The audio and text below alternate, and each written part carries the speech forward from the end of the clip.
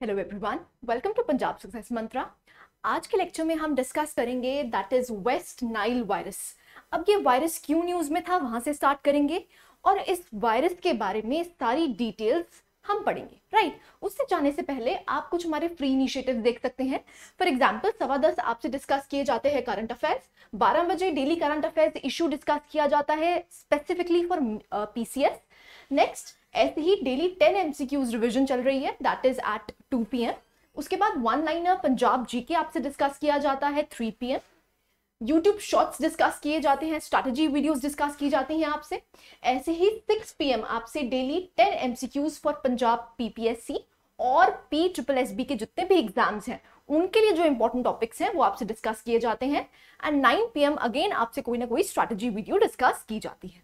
Right, so this is the free initiatives, आप अपनी preparation को और भी अच्छा कर सकते हैं। Let's start. सबसे पहले ये न्यूज में क्यों था? अब रिसेंटली न्यूज में रहा कि अ 47-year-old man in Thrissur Kerala died due to West Nile virus. अब this has caused the Kerala Health Department to be on alert. अब recently West Nile virus की वजह से आपको एक डेथ होती हुई दिखी है इन दी केरला रीजन। अब इसी की वजह से काफी ज्यादा हैप्पैजार्ड हो गया है और उसी की वजह से ये जो वेस्ट नाइल वायरस है उसके बारे में डिटेल्स जानना इंपॉर्टेंट हो जाता है। राइट, सो इसलिए ये न्यूज में था। अब ऐसे ही मलप्पुरम जो 6-year-old बॉय है वो भी मर गया था earlier in 2019 with the same infection. So waste Nile virus का अगर हम फर्स्ट रिपोर्टेड केस देखते हैं तो वो स्टेट ऑफ अलापुजा में हुआ था 2006 में, जो कि अगेन केरला में 2011 में भी देखने को मिला है। सो इसका मतलब क्या है, जो फ्रीक्वेंट एप्लीकेशन है, इसकी फ्रीक्वेंट अकरेंस है वो आपको देखने को मिल रही है इन दी स्टेट ऑफ केरला। इसीलिए केरला के जो हेल्थ डिपार्टमेंट वाले हैं वो अलर्ट पे हो चुके हैं। Right, so this was why was it in news. अब देखिए, अब वेस्ट नाइल वायरस है ही क्या? सो अगर हम वेस्ट नाइल वायरस की बात करते हैं, it is a flavivirus which is related to the viruses that are also responsible for causing St. Louis encephalitis, Japanese encephalitis and yellow fever. अब देखिए, ये एक वायरस है जो कि रिलेटेड है अदर वायरसेस से भी।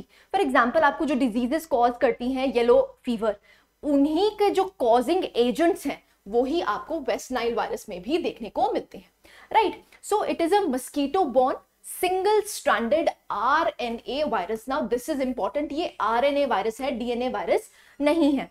RNA का मतलब क्या होता है? राइबोन्यूक्लिक एसिड, जिसमें आपको सिर्फ एक ही सिंगल स्ट्रैंड देखने को मिलता है। सो यहां पर it is mosquito borne. Right, अब यहां पर इसकी अगर हम ग्लोबल प्रेवलेंस देखते हैं तो क्या है? ये जितनी भी मेजर बर्ड माइग्रेटरी रूट्स हैं वहां पर आपको ये देखने को मिलेगा। अब मैं बर्ड माइग्रेटरी रूट्स क्यों यूज कर रही हूं यहां पर वर्ड? क्योंकि इसके होस्ट कौन है, मतलब ये जो डिजीज है इसको होस्ट कौन करते हैं? That is the birds.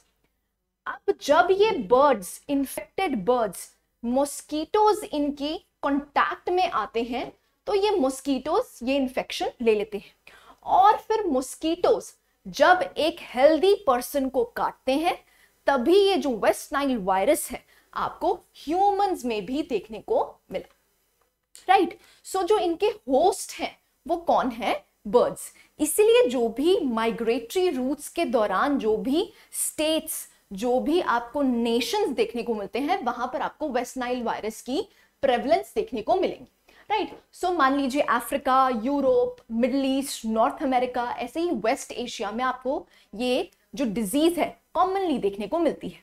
Right, सो इसकी पीक, जो infections peak during the period when the mosquito vectors are most active and the ambient temperature is high enough.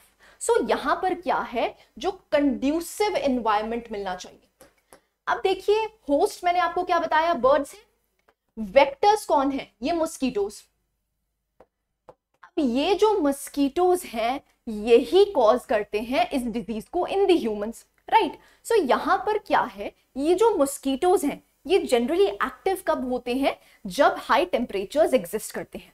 इसीलिए आपको ये वाली जो डिजीज है ये तब सुनाई देती है, हाई एवोल्यूशन तभी होता है जब एक एम्बिएंट टेम्परेचर इनको मिलता है, राइट। सो आप देख सकते हैं इनके रेजर्वायर या जिनको होस्ट कहा जाता है वो कौन है, बर्ड्स हैं।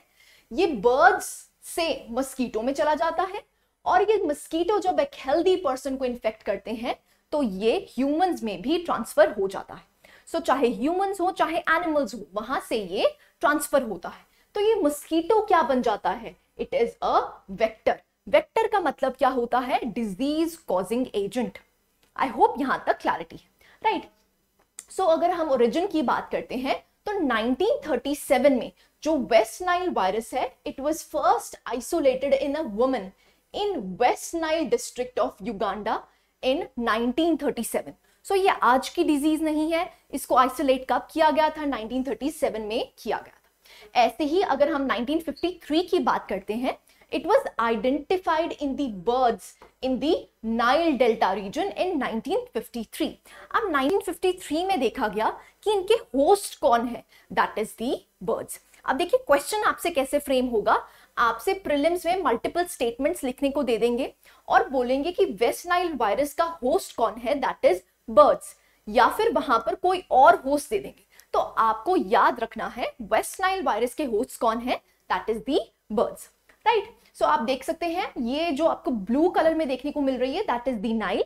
सो यहां पर आपको इस वाले रीजन में आपको ज्यादातर वेस्ट नाइल वायरस देखने को मिलेगा, जहां पर सबसे पहले अगर हम इंफेक्शन देखते हैं 1937 में जो देखी गई थी, दैट वाज इन युगांडा। ठीक है जी, आई होप यहां तक क्लैरिटी है।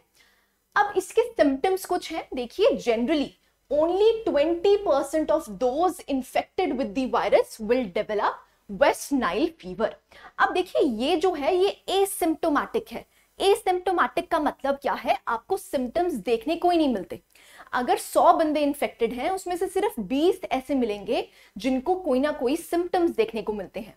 सो जब एसिम्प्टोमेटिक कोई चीज होती है तो उसको केटर करना बहुत मुश्किल हो जाता है क्योंकि सिम्टम्स ही नहीं दिखाई देते।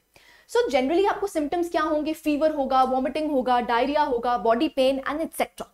सो ये जनरल कॉजेज हैं जो भी आपको मस्कीटो वेक्टर बॉर्न डिजीज में देखने को मिलते हैं सिम्टम्स, वो सिमिलर सिम्टम्स देखने को मिलते हैं, लेकिन जो सिम्टम्स का रेट है वो ही काफी कम है। आई होप यहां तक क्लैरिटी है। अगर हम ट्रीटमेंट की बात करते हैं तो एज सच कोई भी ट्रीटमेंट अभी के लिए अवेलेबल नहीं है, ना ही कोई वैक्सीन अवेलेबल है इस फीवर के तहत, राइट। ऐसे ही only supportive treatments can be provided.